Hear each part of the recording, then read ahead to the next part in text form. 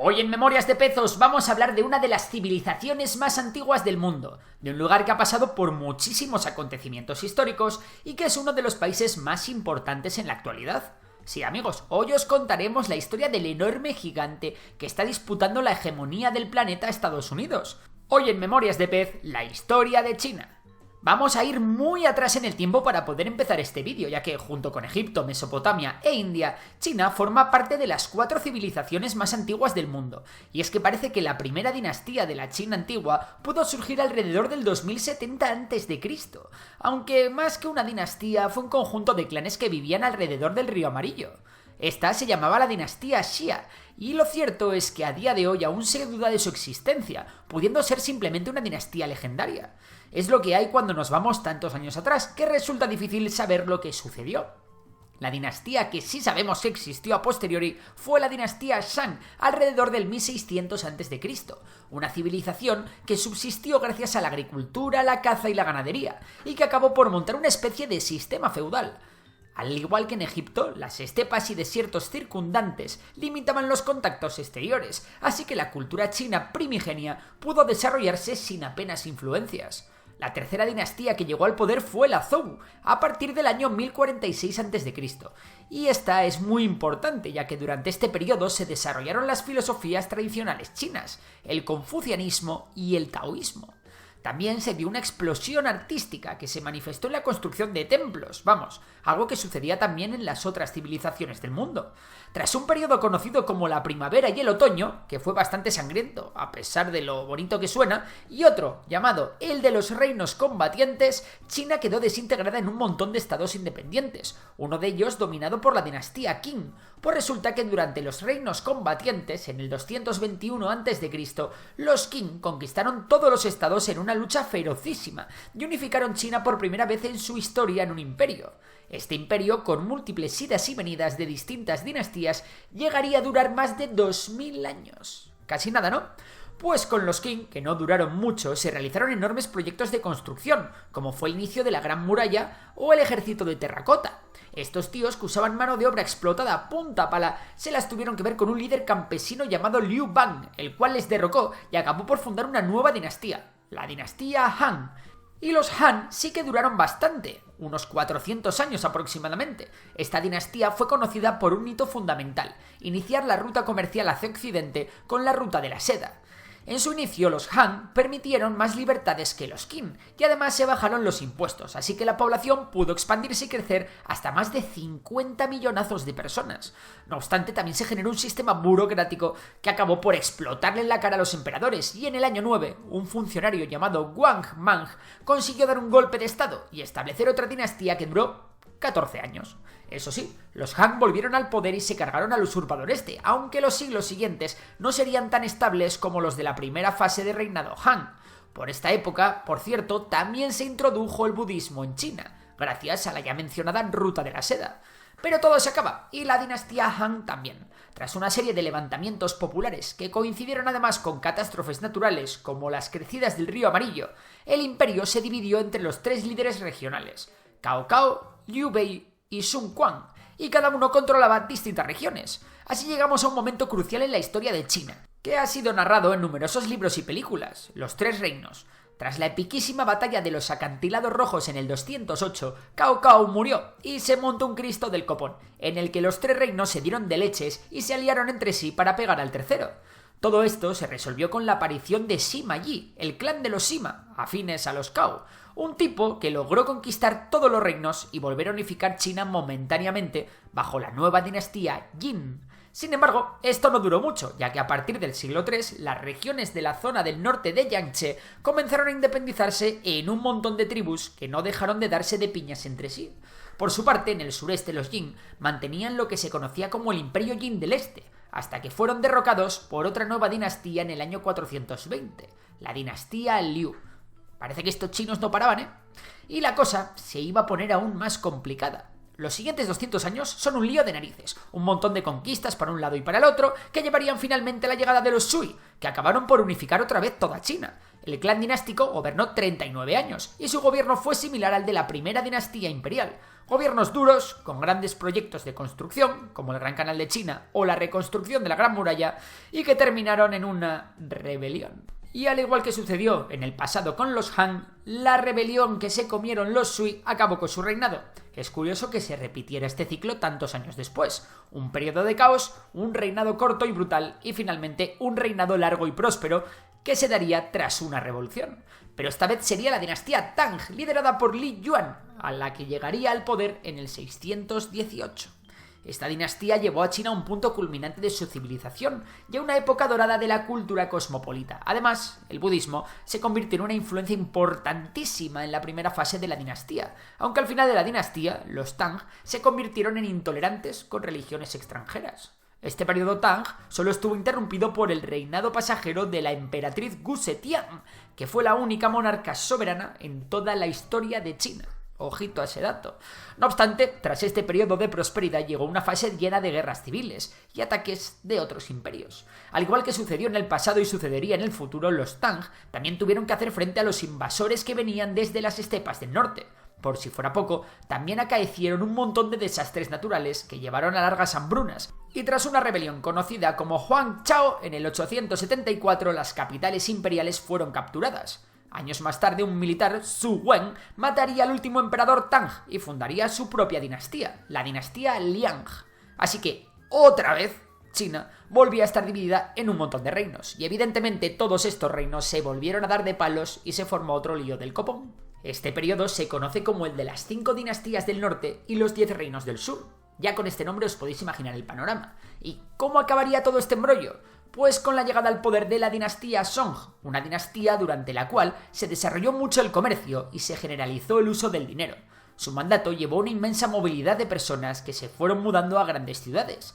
El reinado de esta dinastía, hasta el 1279, fue generalmente próspero y la economía logró mantenerse, además de que por primera vez se estableció una armada permanente.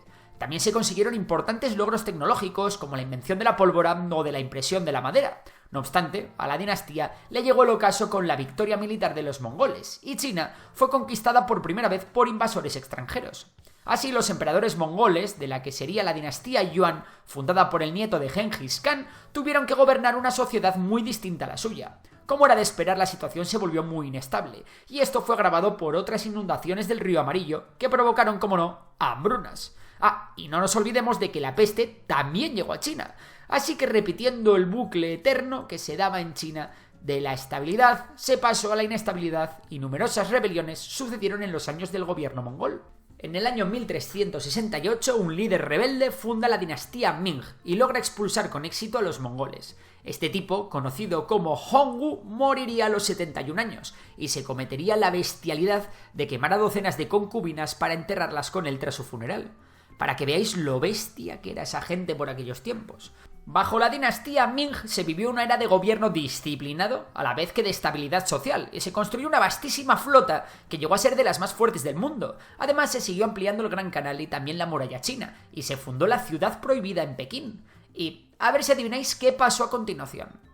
Pues sí, crisis políticas, hambrunas y rebeliones. Y como no, la aparición de otra dinastía, pero esta va a ser especial, ya que será la última dinastía del Imperio Chino, así que prestad atención. Li Zicheng fue esta vez quien se declaró emperador y derrocó a los Ming. La dinastía que se fundaría tras él en el 1644 sería la de los Qing, una dinastía de origen manchú, de Manchuria. Con ellos, el aumento de la población de China sería enorme, de unos 130 a unos 400 millones de habitantes. Gran parte del mapa actual chino se forjó durante esta dinastía, y con los emperadores Kangxi, Yongzheng y Qianlong se produjo una época de esplendor de 135 años. Durante los 300 años de gobierno Qing también se darían numerosos enfrentamientos con otras potencias, como la Guerra del Opio, que enfrentó a Reino Unido y a China entre el 1839 y el 1842. Con la Segunda Guerra del Opio, en el 1856, las potencias occidentales obligaron a China a reformarse, y como resultado de estos procesos, Reino Unido consiguió la soberanía sobre Hong Kong. Por otra parte, la rivalidad con Japón por el control de Corea derivaría en la Guerra Chino-Japonesa del 1894, en la que China perdería y tendría que firmar el Tratado de Shimonoseki. reconociendo la independencia de Corea y cediendo Taiwán a Japón. Tras la muerte de la emperatriz Qing regente Cixi en 1908, el descontento del país era desmesurado. Y así, el 10 de octubre de 1911, se produciría en Wuhan un levantamiento que acabaría con el derrocamiento definitivo del último emperador Qing, Puyi, en 1912. La revolución liderada por Sun Yat-sen llevaría a la proclamación de la República de China, y el partido del gobierno, el Kuomintang, que estaba fundado por el propio Yat-sen, tendría que enfrentarse a dos problemas para estabilizar la situación. Por un lado, la presión comunista, y por otro lado, la lucha contra el imperialismo japonés. Empecemos por lo primero. El dirigente chino Chiang Kai-shek tenía la ardua tarea de acabar con los señores de la guerra que dominaban amplias zonas de China, y hacia allí partió con todo su ejército. Este momento fue aprovechado por los comunistas para intentar tomar el poder. Sin embargo, la cosa no les salió muy bien y los nacionalistas, liderados por Chiang Kai-shek, contraatacaron, dando comienzo a la Guerra Civil China. Los comunistas, entre los que empezaba a destacar un joven líder llamado Mao Zedong, fueron casi derrotados, pero la guerra se detuvo ya que nacionalistas y comunistas se tuvieron que unir para hacer frente a un enemigo común, Japón. Respecto a esto último, China se las vería canutas en el 1931, momento en el que Japón conquistó Manchuria y estableció el estado títere de Manchukuo. Esto inició la Segunda Guerra Sino-Japonesa el 7 de julio de 1937, un conflicto muy chungo con frentes extremadamente cruentos que sirvieron de antesala a la Segunda Guerra Mundial. Tras el ataque a Pearl Harbor en 1941, la guerra se fundió en el gran conflicto conocido como la Guerra del Pacífico, y una vez finalizada la Segunda Guerra Mundial, todos los territorios que Japón se anexionó fueron restaurados otra vez para China. Tras la guerra, cuando parecía que la cosa se iba a estabilizar y la República de China del Kuomintang iba a lograr permanecer en el gobierno, la cosa se puso gris. O más bien roja, ya que la guerra civil china entre nacionalistas y comunistas se reanudó en el 1947. Pero para entonces los comunistas se habían rearmado y eran muchísimos más, así que batalla a batalla los comunistas ganaron la guerra y tomaron toda la China continental. El Kuomintang, el ejército y sus simpatizantes se exiliaron en Taiwán, donde confiaron en poder conquistar en algún momento las tierras en el continente de nuevo. Pero esta situación no se dio nunca, y los nacionalistas se quedaron en Taiwán constituyendo de facto un país independiente, cuya seguridad aún está garantizada por Estados Unidos. Mientras tanto, en el continente se inició el periodo de la República Popular China, liderada por el ya archiconocido Mao Zedong. Durante su mandato, Mao estableció el comunismo como ideología oficial y lanzó diversas campañas de reforma social y política, como la Gran Marcha, la Revolución Cultural y el Gran Salto Adelante. Estas campañas tuvieron un enorme impacto en China, pero también causaron problemas económicos y sociales, incluyendo hambrunas, persecuciones políticas y violencia. A pesar de esto, Mao sigue siendo considerado un héroe por muchos chinos, debido a su papel en la liberación del país del imperialismo y el feudalismo y en la construcción de la China moderna. Después de la muerte de Mao en 1976, un grupo liderado por Deng Xiaoping asumió el poder en China y comenzó un proceso de reforma económica y apertura al mundo exterior. Esta política, conocida como reforma y apertura, permitió a China transformarse de una economía planificada y cerrada a una economía de mercado abierta. Durante las décadas siguientes, China experimentó un rápido crecimiento económico, aunque al mismo tiempo mantuvo su sistema político comunista y el control del Partido Comunista sobre la sociedad. En las últimas décadas, China ha seguido fortaleciendo su presencia en el mundo, expandiendo su influencia a nivel global y postulándose como una de las primeras potencias del mundo. También ha sido objeto de tensiones comerciales y políticas con otros países, especialmente con los Estados Unidos, y como bien sabéis, fue el escenario inicial de uno de los episodios históricos más relevantes de la historia de la humanidad, hace nada más y nada menos que 2 añitos, la crisis del coronavirus. Como veis, es un país con una historia complejísima y parece que hacen falta cientos de vídeos para poder entender bien lo que allí ha ocurrido. Pero bueno, hasta aquí hemos llegado por hoy. Si os ha gustado ya sabéis que podéis darle a like, suscribiros y si os gusta la economía, seguir a Memorias de Tiburón, mi otro canal, donde hablo bastante de China. Por lo demás, un saludo y hasta la próxima.